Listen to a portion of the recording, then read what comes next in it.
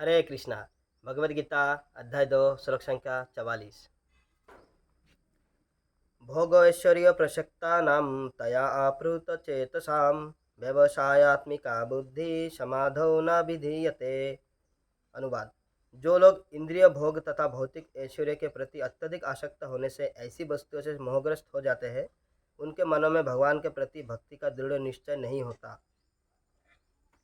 यहाँ पे कह रहे कि जो लोग इंद्रियों भोग के प्रति अत्यधिक आसक्ति हो जाते हैं, वो मोहग्रस्त हो जाते हैं और ऐसे लोगों के मन में भगवान के प्रति जो दृढ़ निश्चय है वो नहीं हो पाता है।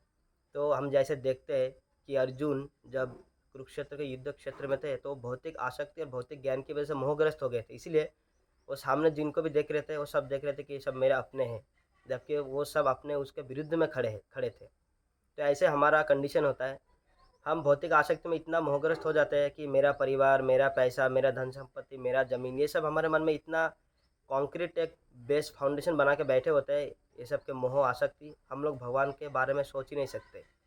जैसे कोई भी हमें भगवान के बारे में बताता भी है कि देखो भगवान ऐसे वैसे, तो हमें ऐसा कहीं ना कहीं मन में डर आने लगता है कि अगर मैं भगवान के प्रति हम भक्ति मन में मतलब प्रफुल्लित करने की कोशिश करेंगे तो इस चीज़ से हमारा मोह छूट जाएगा। तो ये चीज़ जो है इसको मुझे छोड़ना पड़ेगा, तो ये जो छोड़ने का डर उसको मन में बना रहता है और हमेशा हम चाहते कि ये चीज़ हमसे जुड़ा रहे हमेशा।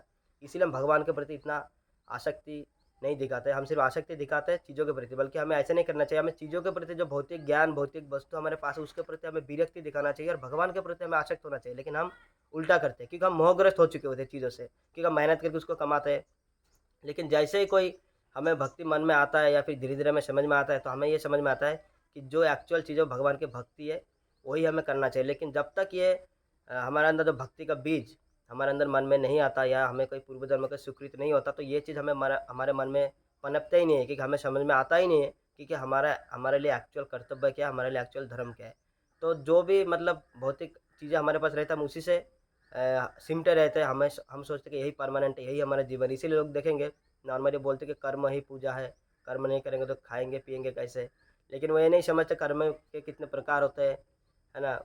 विविध कर्म के विविध प्रकार फल होते हैं। ये सब जब कब हमें समझ में आएगा, जब हम हमारे शास्त्रों को पढ़ेंगे, हमारे जो सनातन संस्कृति है उसको फॉलो करेंगे, भगवान को मानेंगे, हम शास्त्रों के सार को समझेंगे, तब हमें समझ में आएगा। इसीलिए आप सभी भक्तों से निवेदन है कि आप रेगुलर भगवद गीता का अध्ययन करिए, जिससे हमें ये समझ में आएगा कि हम यहाँ पे कहाँ से आए हैं और क्या कर रहे हैं। और ये जो भौतिक आसक्ति हम लोग देख रहे हैं, एक्चुअली ये सब हमें बांधता है यहाँ पे। हमें जन्म जन्मांतर के चक्कर में यही चीज़ हमें डालता है, क्योंकि इसके चक्कर में हम लोग क्या कि भगवान का नाम नहीं ले पाते और हमारा सुकृति नहीं बढ़ता। और जब तक सुकृति नहीं बढ़ेगा तो हम क्या करेंगे, भक्ति लता बीज जो हमारे मन में नहीं मतलब उगेगा। तो ये हमें भक्ति में बाधा प्राप्त करने के लिए माया जो है हमें ये सब चीज़ें सामने से देते हैं, जो कि जिससे हम लिपट जाते हैं। और एक्चुअली क्या है, माया ने हमें नहीं पकड़ा, हमने माया को पकड़ा हुआ है ना? भौतिक चीज़ों से हम आसक्ति बनाए, 1 मिनट लगता है छोड़ने के लिए, लेकिन बहुत मुश्किल है, क्योंकि मोह जो हमारे मन में बहुत ज़बरदस्त फाउंडेशन बना के बैठा हुआ है। तो हमें ये सब चीज़ छोड़ना चाहिए और भगवान के भक्ति की तरफ हमें अग्रसर होना चाहिए, जिससे हमारी आध्यात्मिक प्रगति हो। हरे कृष्ण।